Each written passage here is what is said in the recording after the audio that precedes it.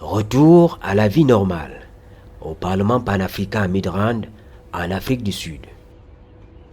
En voyage d'études à Johannesburg, en cette période d'intercession, les lauréats des médias de l'Union africaine ont rendu visite au vice-président en rotation représentant tout le bureau du Parlement panafricain.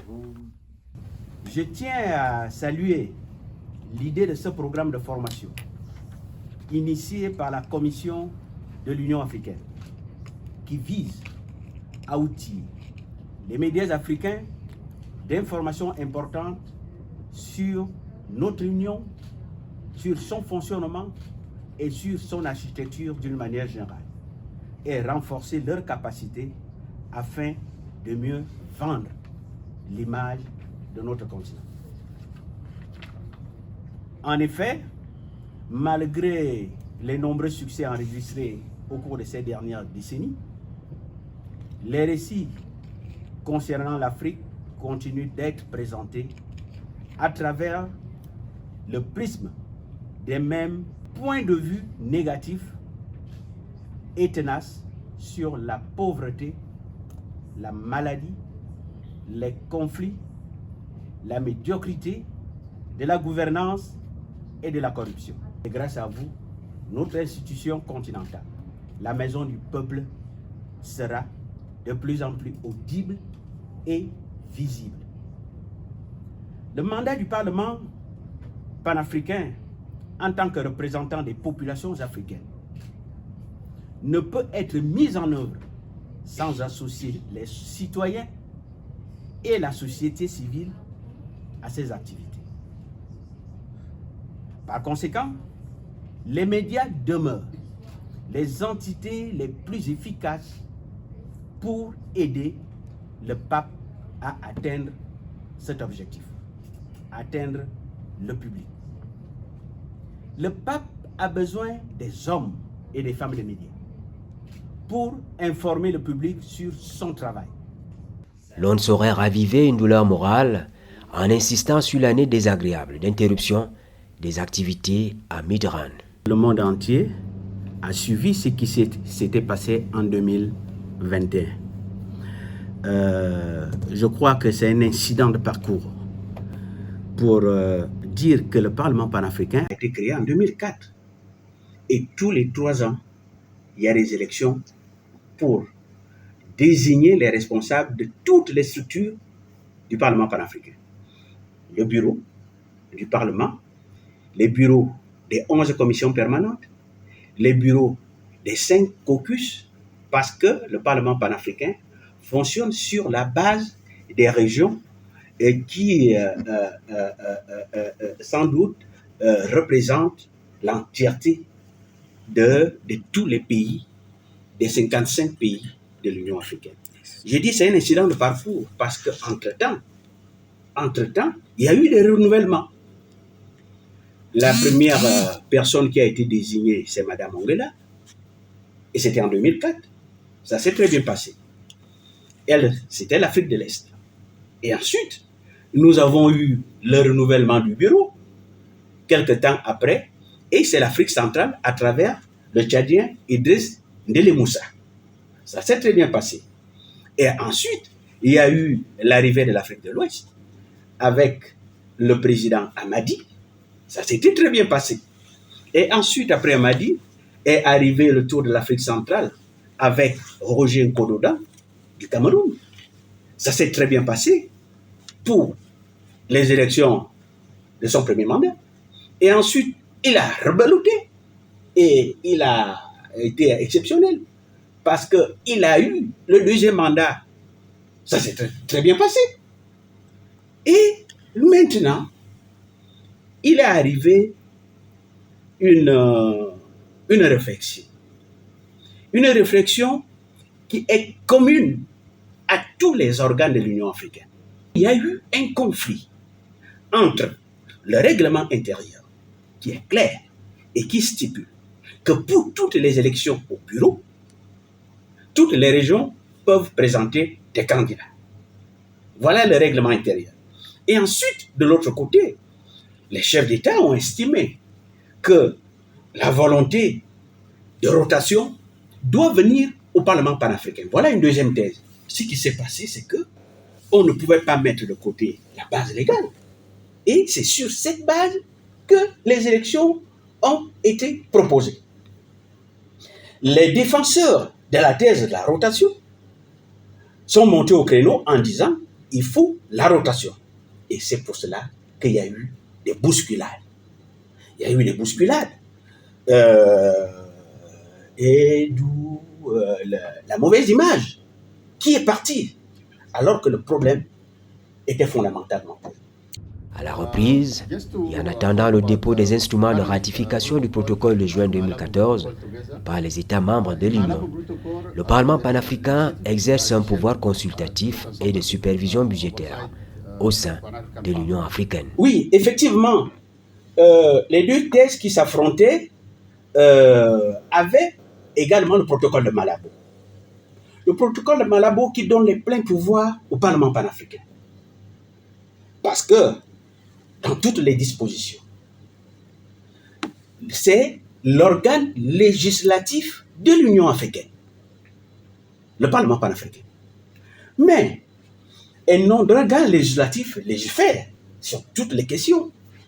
Mais malheureusement, il y a des garde-fous qui ont été mis et c'est pour cela que pour que ce protocole puisse rentrer en vigueur, il faut que ça soit ratifié par au moins 27 pays de l'Union africaine. Jusqu'au jour d'aujourd'hui, nous avons 20 pays qui ont déjà signé. Il n'y a que 14 ratifications. Nous ne comprenons pas un certain nombre de choses. Pourquoi? Parce que c'est la conférence des chefs d'État. C'est les chefs d'État qui ont décidé pour le bon fonctionnement de l'Union, qui a été pensé à l'image de nos pays. Il faut un exécutif, il faut un parlement, et il faut le judiciaire. Ça, nous avons constaté que l'exécutif est suffisamment organisé, parce que quand vous regardez l'architecture, nous avons la conférence des chefs d'État, et ensuite le bras séculier qui est le conseil exécutif, donc là où se retrouvent ceux qui prennent la plupart des décisions, les ministres des Affaires étrangères, et ensuite vous avez comme troisième organe le Parlement panafricain. Et vous avez la Cour, qui fonctionne normalement, avec plus ou moins les pleins pouvoirs. L'exécutif est suffisamment organisé. Et l'outil, l'organe, le bras véritablement séculier de l'exécutif reste la commission qui est le cinquième organe. La commission de l'Union africaine, qui a sans doute le représentant légal, qui est à même de mettre en œuvre toutes les décisions qui sont prises au sommet. Donc, notre interrogation, et nous sommes en train de faire le lobbying, mais qu'est-ce que nous voulons exactement? Voilà les représentants des peuples africains. Nous voulons travailler avec tous les pouvoirs. Mais malheureusement, tout cela est conditionné à la ratification du protocole. Et ratifier le protocole, c'est l'exécutif qui initie. Le Parlement panafricain sert de plateforme aux citoyens de tous les peuples africains, afin qu'ils soient impliqués dans les débats et prises de décisions. Mais dans la pratique quotidienne, ce rôle est un tout petit peu dévoyé. Est-ce que le Parlement a un impact réel? C'est ça l'ambition, avoir un impact réel. Nous disons non, l'impact n'est pas réel, parce que l'impact devait être réel à travers des lois qui protégeraient ou qui encourageraient un certain nombre de choses, et des lois qui pourront s'imposer à tous les États. Ce n'est pas ça. Nous sommes circonscrits aujourd'hui dans le travail parlementaire uniquement dans la production des lois types. Et une loi type, je ne peux pas vous la prendre, elle a ses limites. Parce que les parlements nationaux sont libres de les intégrer ou pas. C'est ça la faiblesse. Parce que nous sommes pour le moment limités à ce niveau-là. Mais tout de même, nous participons dans plusieurs activités en ce qui concerne la bonne gouvernance et à travers la désignation des dirigeants des peuples africains.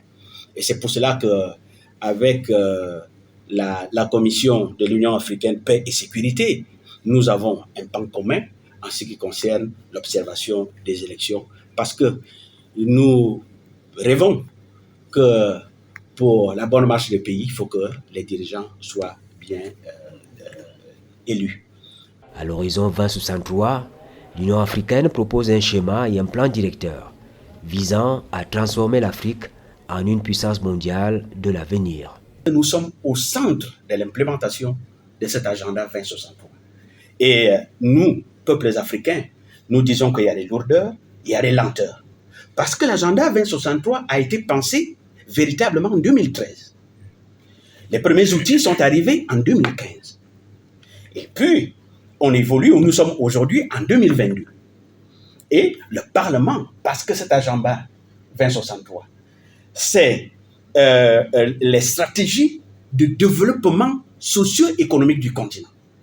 Mais quand on parle de développement socio-économique, il s'agit des peuples africains qui sont au centre, qui doivent trouver leur compte.